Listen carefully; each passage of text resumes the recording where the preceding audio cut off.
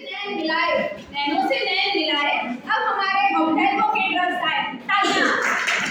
आज आई डिसीज बहुत ही ज्यादा बढ़ते चला जा रहा है, तो इसके लिए यह जानना बहुत ही ज्यादा जरूरी हो गया है कि हम ऐसा क्या करें कि हम इस आईडी ऐसा कौन सा ड्रग यूज करें कि हम आई डिसीज को प्रिवेंट कर सकें। तो यह लाइव वीडियो आप सबके सामने सबसे पहले हमारे झारखंड न्यूज में लेकर आए हैं। तो आज हमारे साथ जुड़ा है एक ऐसा परिवार जिनके पास है आंखों की दवाइयों की जानकारी की पूरा आंखों की जानकारियों का पूरा भंडार। सो लेट्स सी कौन सा ड्रग लेकर आ रहा है ऑप्थेल्मिक परिवार।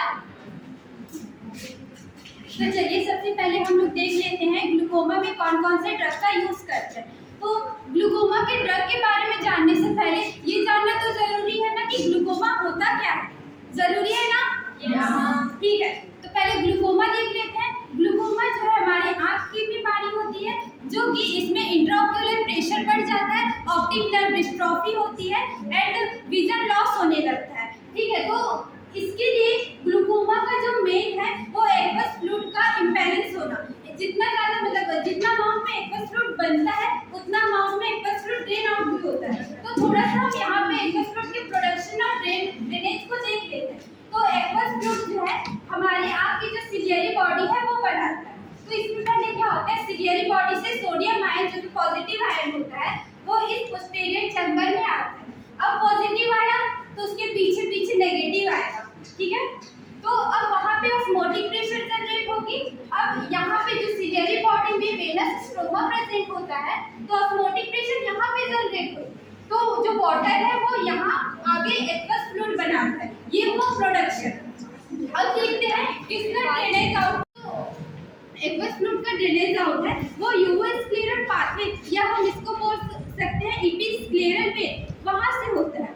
तो यहाँ पे हम लोगों ने देख लिया प्रोडक्शन और उसका ड्रेनेज कैसे होता है। तो यहाँ पे जो मेन मेडिकल मैनेजमेंट जो ड्रग यूज होते हैं उसका मेन जो एक्शन रहता है वो ये दोनों जो दोनों पाथवे है उस पे होता है। एक तो हम प्रोडक्शंस को कम कर सकते हैं और दूसरा जो है जो उसके आउटफ्लो है उसको इंक्रीज कर सकते हैं। जैसा कि आप लोग जानते हैं कि ग्लूकोमा के दो टाइप होते हैं, प्राइमरी ओपन एंगल ग्लूकोमा और दूसरा जो है closed open angle glaucoma.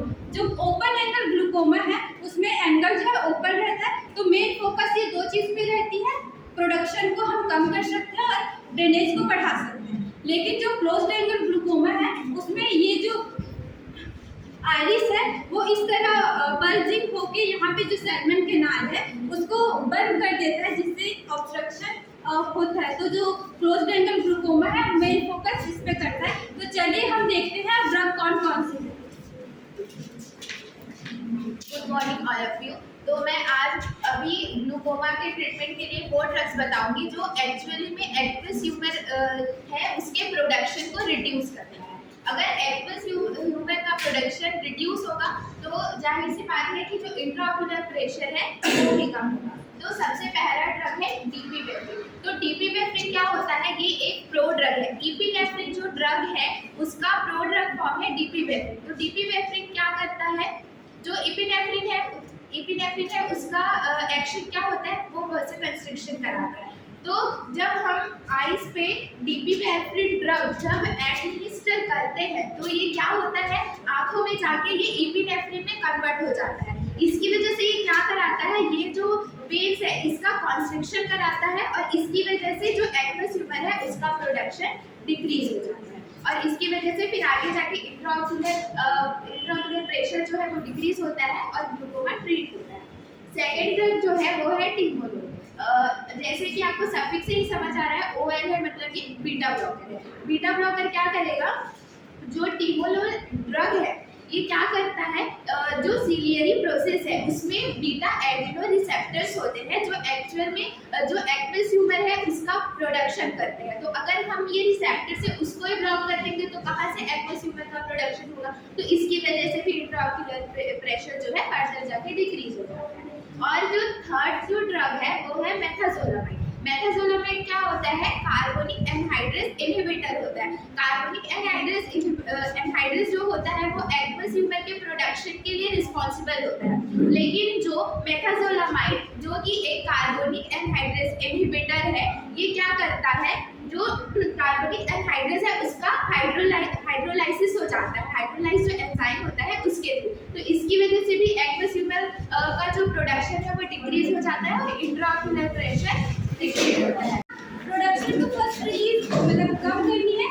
Patient में हमको क्या करना है, आउटफ्लो को बढ़ाना है। तो देख लेते हैं कौन कौन सा ड्रग जो आउटफ्लो के लिए यूज होता है वो, ठीक है। तो मैकेनिज्म ऑफ एक्शन समझ आ रहा है कि यहाँ पे आउटफ्लो को कम किया बढ़ा दिया जा रहा है। तो इस तरह जो भी हम मेडिकेशन एडमिनिस्टर करेंगे वो इस तरह जाके जो एपिस्क्लेरल वेन है या यूरोस्क्लेरल वेन है उसको क्या कर देगा, डायलेट कर देगा, जिससे कि एक्वस फ्लूइड का आउटफ्लो वो इंक्रीज हो जाएगा, ठीक है। तो देखते हैं इसके अंदर कौन सा आता है। फर्स्ट जो है लेटेंसोप्रोटीन, वो प्रोस्टाग्लैंडिन इसके अंदर आता है। इसका रिसेप्टर जो है इस एपिस्क्लेरल वेन में प्रेजेंट होता है जो इसको डायलेट कर देता है। सेकंड जो है मैनिटॉन। आप लोगों ने सारे हॉस्पिटल में देखा होगा, अगर कोई भी जनरलाइज्ड बॉडी एडिमा होगा या फ्लूइड का एक्यूमुलेशन होता है तो हम कौन सा यूज करते हैं ज़्यादा, मैनिटॉन। तो यहाँ पर भी एक्वस फ्लूइड का एक्यूमुलेशन हो रहा है तो हम यहाँ पे मैनिटॉन देंगे, ठीक है, जो कि हाइपर स्मोलर एजेंट है। अब हम इसका ग्लूकोमा को ट्रीट करने के लिए अब आता है थर्ड ड्रग, जिसको हम लोग मियोटिक्स बोलते हैं। मियोटिक्स का मतलब जनरली इसका मतलब ये है कि ये पीपल को कॉन्स्ट्रिक्ट करता है, ठीक है। तो इसके अंदर दो ड्रग आते हैं, फर्स्ट है पिलोकार्पिन और सेकंड है डेमिकार्बिन। तो देखो ये ड्रग क्या करता है कि ये ड्रग का यूज हम क्लोज्ड एंगल ग्लूकोमा में करते हैं। तो ये ड्रग क्या करेगा, हमारे पीपल को कॉन्स्ट्रिक्ट करेगा और क्लोज्ड एंगल ग्लूकोमा को ट्रीट करेगा। जैसे कि कालिंद्री ने आपको बता दिया कि क्लोज्ड एंगल ग्लूकोमा क्या होता है। तो देखो हम इसका यूज क्लोज्ड एंगल ग्लूकोमा में क्यों करते हैं इस मेडिसिन का, क्योंकि हमारा क्लोज्ड एंगल ग्लूकोमा में क्या हो रहा था कि हमारा जो ट्रेबेकुली मेसवर्क जो यहाँ पे रहता है, ट्रेबेकुली मेसवर्क उसका क्या रहता है कि मतलब एक्वस फ्लूइड को 90% यहीं से मतलब ट्रेबेकुली मेसवर्क से ही वो ड्रेन होता है। तो क्या तो क्लोज्ड एंगल ग्लूकोमा में यही ट्रेबेकुली मेसवर्क जो है क्लोज हो जाता है, जिसके कारण एक्वस फ्लूइड ड्रेन नहीं हो पा रहा था। तो हम क्या करते हैं, मियोटिक ड्रग का यूज जब हम करते हैं तो हमारा जो ये सिलेरी बॉडी है ये कॉन्स्ट्रिक्ट होता है और जो हमारा आइरिस है उसका जो आउटर मसल्स है वो कॉन्स्ट्रिक्ट होता है। जब वो दोनों कॉन्स्ट्रिक्ट होता है तो हमारा प्यूपिल ये भी ऐसे कॉन्स्ट्रिक्ट होगा, और जब ये प्यूपिल कॉन्स्ट्रिक्ट होगा तो ये जो ट्रेबेकुली मेसवर्क जो क्लोज हो गया था वो ओपन हो जाएगा, और जैसे वो ओपन होगा प्यूपिलिटी के कॉन्स्ट्रिक्ट होने से तो जो एक्वस फ्लूइड है जो यहाँ पे मतलब बहुत सारे इकट्ठा हो गया था तो ट्रेबेकुली मेसवर्क के ओपन होने से यहाँ से आउटफ्लो होने लगेगा और हमारा क्लोज्ड एंगल ग्लूकोमा ट्रीट हो जाएगा।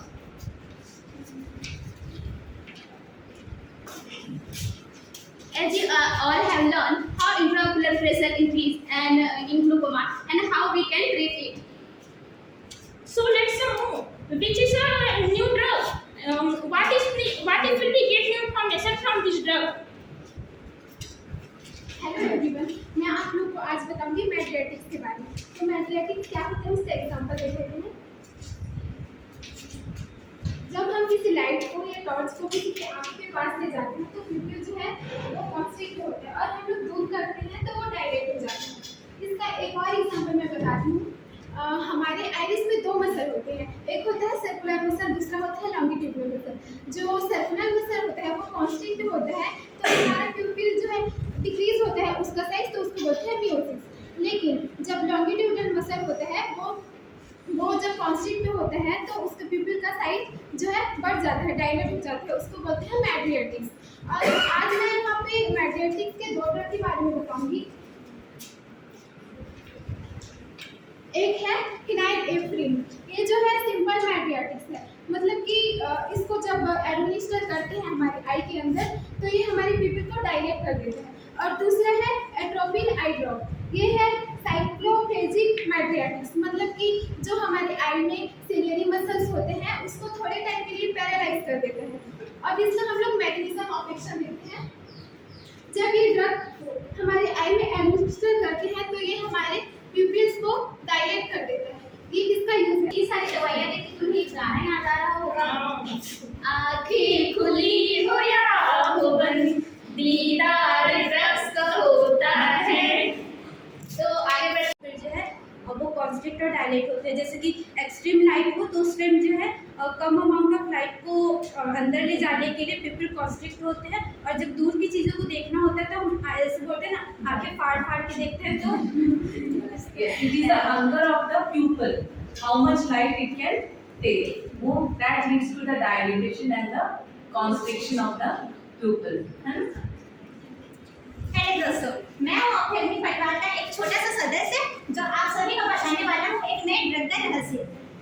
जिसका निमोनिक है सिप्रो ने मीना को टीवी पे देखा। फिर से सिप्रो ने मीना को टीवी पे देखा, जिसमें मैं आपको सिप्रो और इन्हीं के बारे में बताने वाली हूँ। सिप्रो, जिसका पूरा नाम है सिप्रोफ्लॉक्सासिन और नियोमाइसिन। ये दोनों एक छोटे से परिवार एंटीबैक्टीरियल उस ग्रुप के सदस्य हैं। सिप्रोफ्लॉक्सासिन ग्रुप यूरोक्विनोलाइन से बिलोंग करता है। इसका मैकेनिज्म ऑफ एक्शन जो होता है वो होता है inhibits the DNA replication of bacteria. ये क्या करता है? बैक्टीरिया के डीएनए रेप्लिकेशन को इनहिबिट करता है। फिर दूसरा सदस्य आता है नियोमाइसिन। ये भी एक एंटीबैक्टीरियल ड्रग है जो कि एमिनोग्लाइकोसाइड ग्रुप से बिलोंग करता है। इसका मैकेनिज्म ऑफ एक्शन होता है inhibiting the bacterial protein synthesis of bacteria, जो क्या करता है एक बैक्टीरिसिडल इफेक्ट दिखाता है। ये क्या करता है?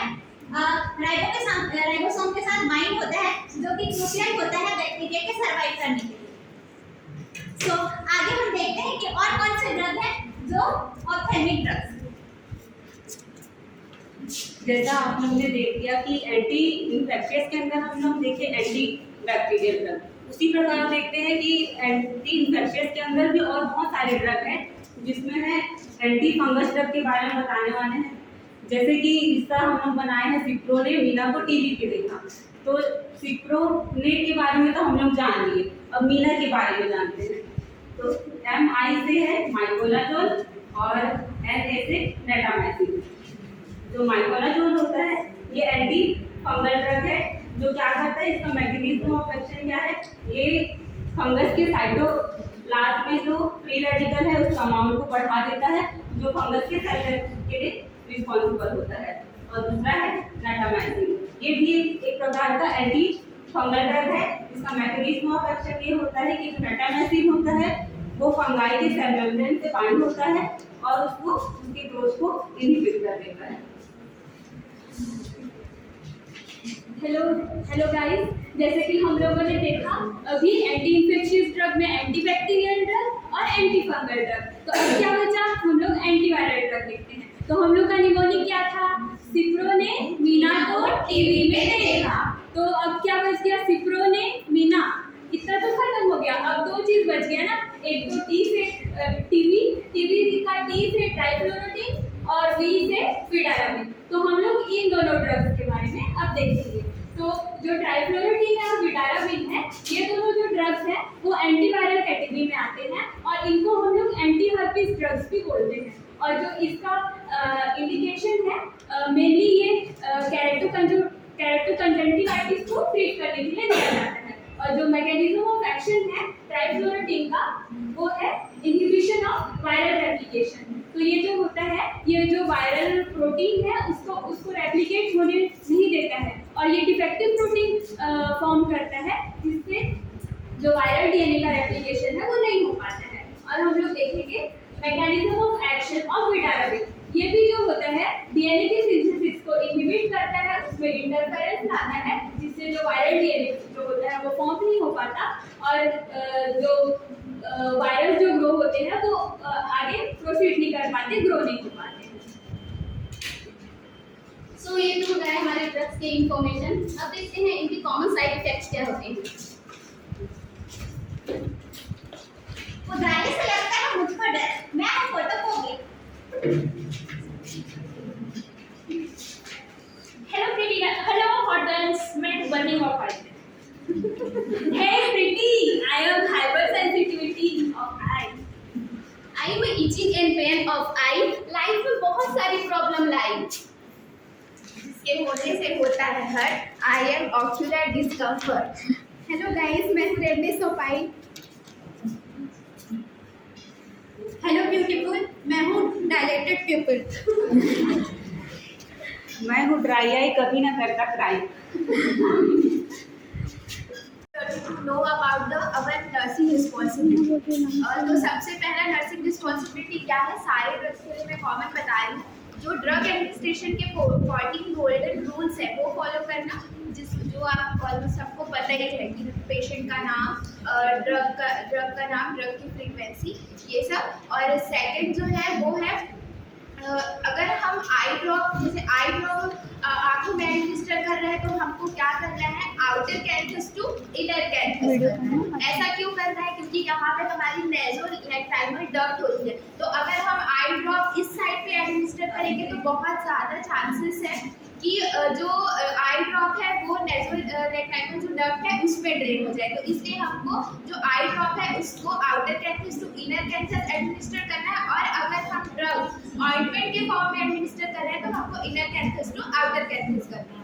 और अगर कोई साइड इफेक्ट है तो अगर पेशेंट में कोई साइड इफेक्ट, एडवर्स इफेक्ट दिख रहा है तो हमको ड्रग तुरंत स्टॉप करना है। सबको समराइज करना बहुत जरूरी है ताकि हम लोग उन सबको याद कर सकें। तो हम लोग एक शॉर्ट समरी देख लेते हैं। तो सबसे पहले जो एंटी इन्फेक्शियस ड्रग्स हैं जिनका कोड वर्ड था सिप्रो ने मीना को टीवी पे देखा, तो इसमें जो ड्रग्स है सिप्रोफ्लोक्सासिन, नियोमाइसिन, मिकोनाजोल, नेटामाइसिन, ट्राइफ्लोरिडिन एंड बिटाराबिन। फिर जो एंटी ग्लूकोमा ड्रग्स होते हैं इनको हम लोग दो कैटेगरी में डिवाइड करते हैं, जो एक्वस फ्लूइड की प्रोडक्शन को डिक्रीज करते हैं उनको, और एक जो है एक्वस फ्लूइड की प्रोडक्शन को इंक्रीज करते हैं। तो इस कैटेगरी में जो ड्रग्स आते हैं वो है epinephrine, beta blockers, carbonic anhydrase inhibitors, और जो प्रोडक्शन को इंक्रीज करते हैं उस कैटेगरी में ड्रग आते हैं प्रोस्टाग्लैंडिन एंड ऑस्मोटिक डायूरेटिक। फिर हम लोगों ने देखा मेट्रियाटिक्स जो हमारे प्यूपिल्स को डायलेट करते हैं, इनमें जो आता है फिनाइलएफ्रिन और दूसरा है एट्रोपिन आई ड्रॉप। इसके साथ साथ कुछ और भी ड्रग्स हैं, वो है एंटी इंफ्लेमेटरी ड्रग्स, जिनको दो कैटेगरी में हम लोग डिवाइड करते हैं, स्टेरॉइडल और दूसरा है एनसेड्स। तो स्टेरॉइडल कैटेगरी में आता है डेक्सामेथासोन और एनसेड्स में जो आएगा वो है फ्लुटिनाइल। और एक और ड्रग होता है जो कि ड्राई आइज में यूज करते हैं, और ये होता है artificial tear production and duplicate. इसमें हम लोग यूज करते हैं कार्बोक्सी मिथाइल सेल्यूलोज।